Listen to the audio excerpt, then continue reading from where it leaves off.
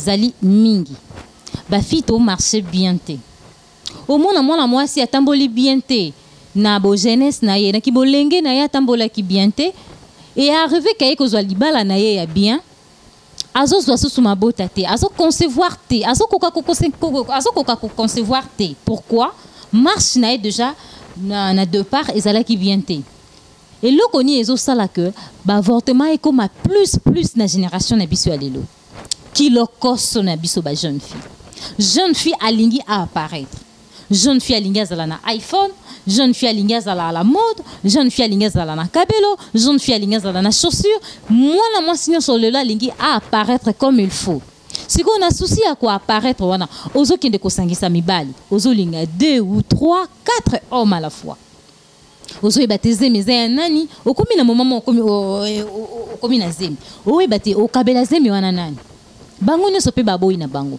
et pousse na ok ça l'avortement tant pour que ça l'avortement ngo ezala te ba peso ki simbala moko non ba tumsusu kutazala kameli ki simbala moko ekei mais en mususu ameli ki si ezo compliqué à mort il faut kaka kende na hôpital akende na hôpital pe bazo kotisa mabende kirtage pa eloko boye pa un jour est causé infection na tangi causé infection zo luka faut basala yo examen ya hydro bisonyo so bana basito yebiango examen hydro bazo kotisa mabende bazo soigner par chance sur une zamba à bolingo au boti ceux qui pensent que punition na yeza makasi à punir yo toute ta vie au botali susute et comme benga famille papa ndo qui famille maman ndo qui entela boya ki kolia mbongo na entela loba ki maloba hors de là OK yebi yo moko loko mambo salaki et ça ba fi mususu kutu azana mibali ebelete aka na chérie na moko na vivara nae ce qui a zuzé mais na moment zeme chérie wana boy yabota oh non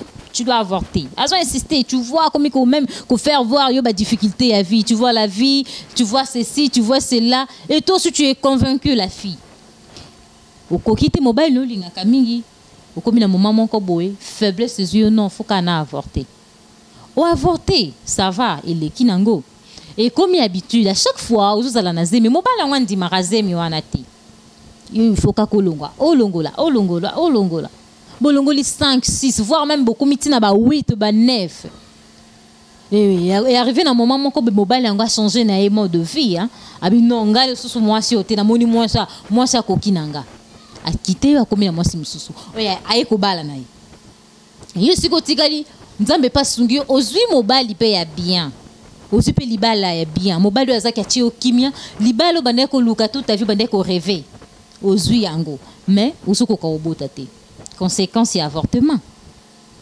ba jeune fille ba komi lo koso lelo tout monde jeune fille mobile a lingio abengi okaka ma chérie na sabe soto vendre siga moko to zo mwa bia to solola yo wana ndimi o komi na bar commander nganko ngatirbo maman o mi pesa mtoto no kilote pour la première fois kota ina mobile tirbo nini bo o melo mobile pas akina besoin kaka banzoto non peut-être na la tedika ndungu lataki tu t'habilles très mal, très bizarre. Ozo exposé nzoto na yo.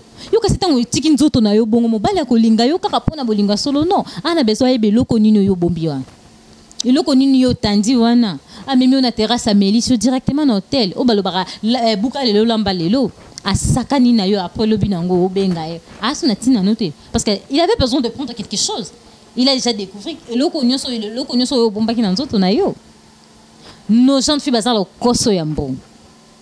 Olingana mobali lelo interdemande kabelanga pesanga salelanga non mobali ozo na kilote na génération quand la business te vando monango et sœur wana zambinga wana to sepela na ba sœur wana non la sœur là a se respecter ka pour mobali benga et jeune garçon tel mais na nzela obanga mais lelo ko na ezala asuste omona maman mukolo garçon moi mukezo kumba ya ogangi le peut voir même ko bete na nzela to se respecter te. En tout cas, l'ongoni na ba maman na biso ya kala. Le jeune, bazako se respecter. Une maman de 60 ans, une maman de 50 ans, azobi maintenant jeune garçon mon quoi 25 ans, 30 ans. Au moins pas au bétaillé. Beaucoup d'hôtel, au côté na cercle moro ya quartier. Na mon garçon moro mkie na venu mon na kesa la lolendo. Mais yo kutane tamso mone na hôtel, na garçon moro mkie. To micha wapi biso moko. respect bando pesa biso na kala bando pesa ba maman na biso kala eza lelo te ba pesa ba jeune fille moi signor salinga goûter une fille de 12 ans 13 ans so yebi me bali on eza peta mon bali mon côté mo yebi déjà mi bali tam 5 6 dis-moi ti okoma na âge à 30 ans o eza ndeni et kozala ndenge nini le bata pasteur Marcelo une fille de 12 ans 13 ans so sali vima kasi okoma na 30 ans mo bali ana bala na Mubala non bala mukokoli. Donc osali mingi, osali vraiment ebele. Une fille de 12 ans, 13 ans, 14 et se découvrir mibali avant l'âge. Voire même des avortements. Tant qu'on avorte, vous avez des conséquences quoi là plus tard. Ou avorter le ou avorter le bioana. Mubali ana okende, boboyanya kenaye. Et là où tu vas rester, otika ndenge nini?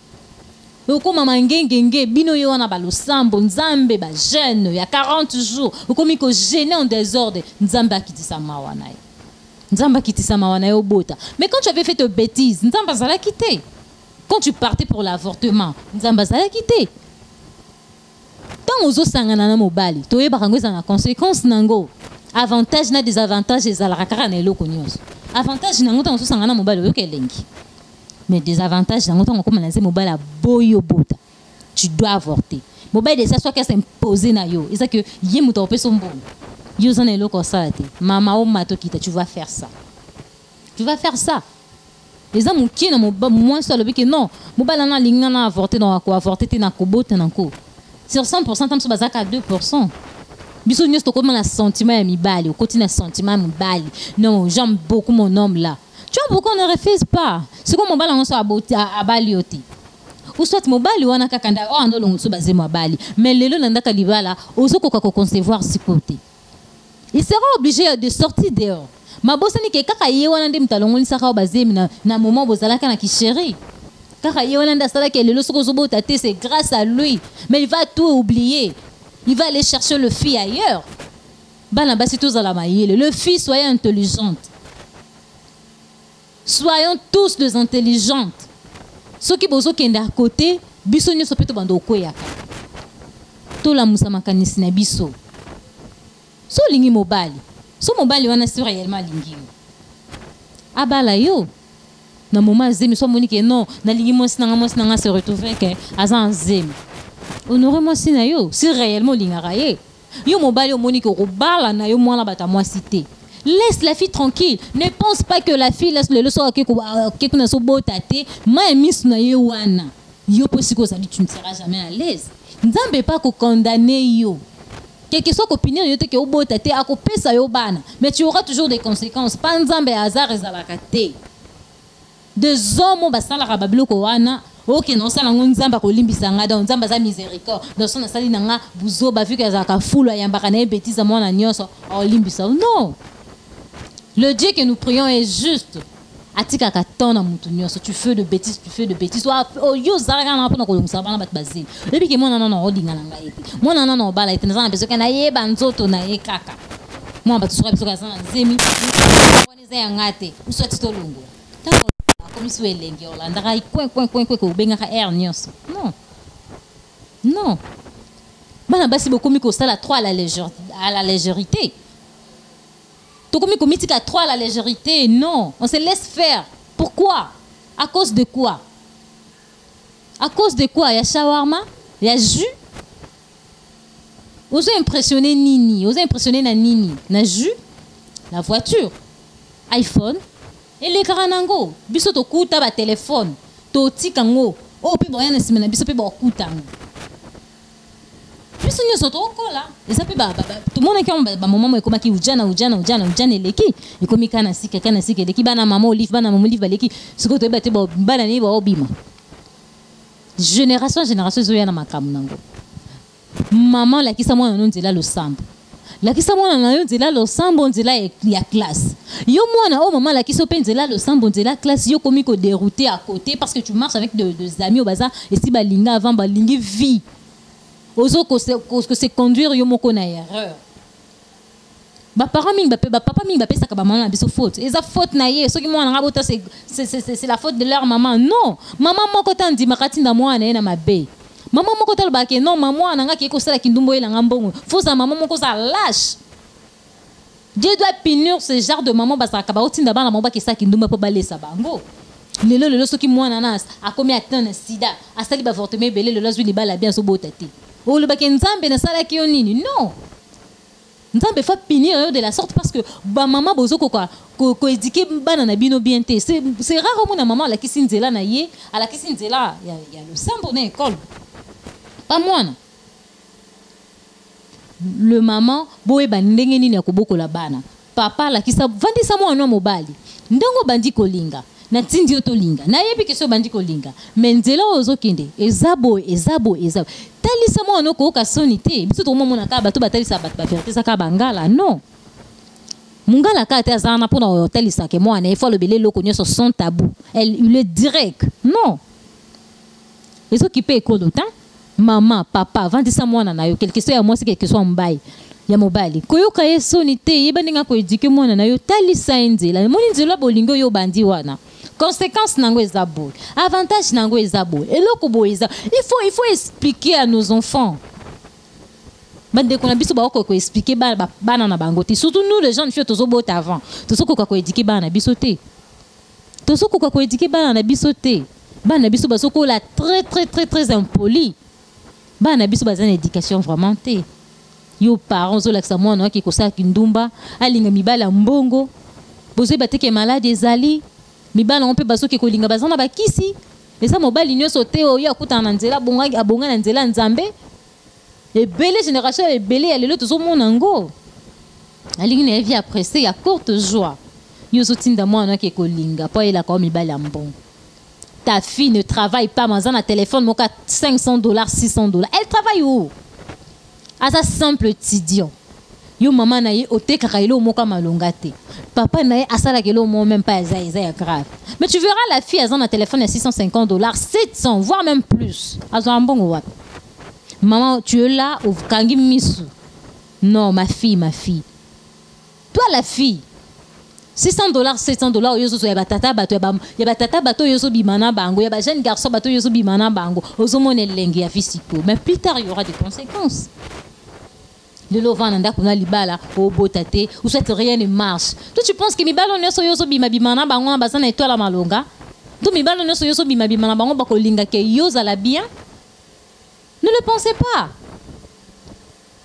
Toliko sambela te tolinka to apparaître.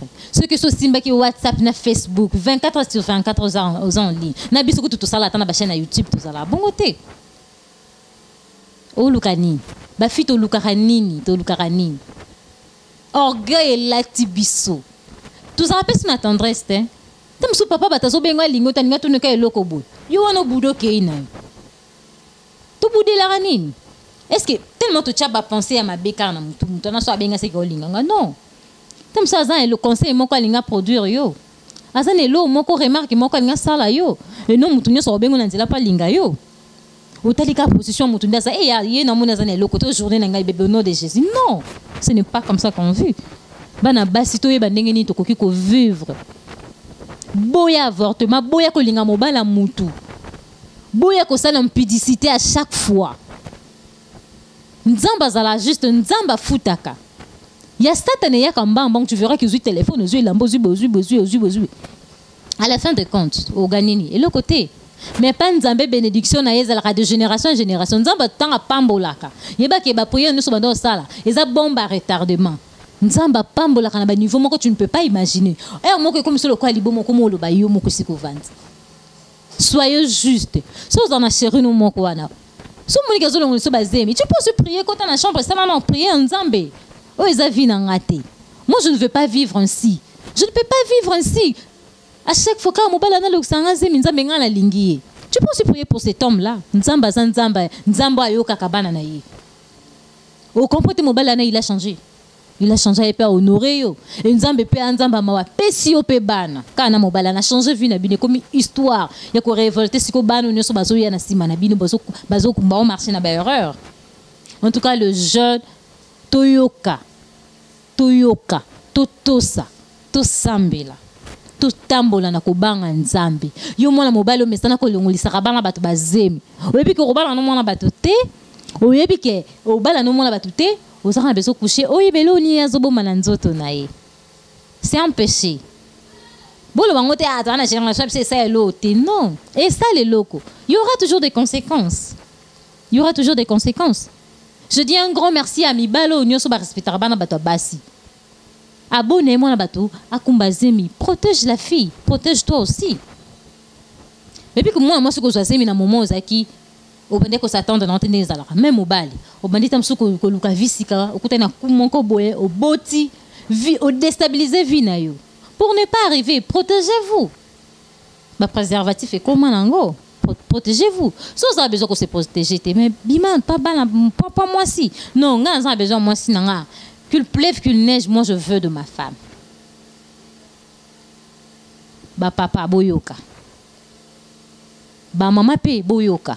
De jeunes filles.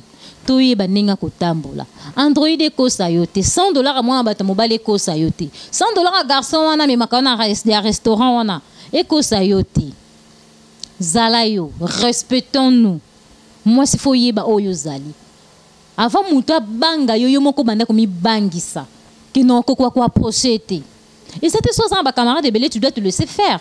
Oh, il y a symbio, non. Tu dois être direct catégorique. Bana basi boyoka conseil, mi bali pe boyoka conseil. Avortement talika basi te tali pe mi bali ba chaka chocho na bala ba avorter, olingi mo na batuté, oliga mo na moi ça na avorter. O produire ni na vie na yo, bongisa ni na avenir na yo plus tard. En tout cas, un grand merci na komina suka ya mission nanga. Un grand merci à la régie. Un grand merci à toutes mes fans au Balandakanga, au Balandaka Jajamam. Un grand merci à la baronne Nana et fille, maman pasteur Mokoya Soin, maman pasteur de luxe. Un grand merci à ba maman Nuance, on va peut-se raconter à malam ou balaksara. Nzela ya église, nzela ya école pa banana bango. Un grand merci na ba papa Nuance pe ba ko éduquer bana bato. Hein, banana bino plutôt. Un grand merci na Kevin Dibanzila, le jeune boss autrement dit Dibac Pro. Donc je t'aime beaucoup mon frère. Un grand merci à Fils Pabila de Panama depuis Paris. Un grand merci à Jureus Malonda, à Suède autrement appelé Tonton J. Monté Moya Nigel Macha.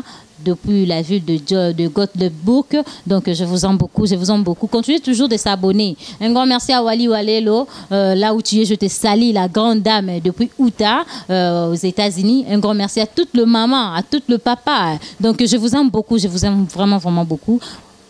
Tout le monde est à la prochaine numéro.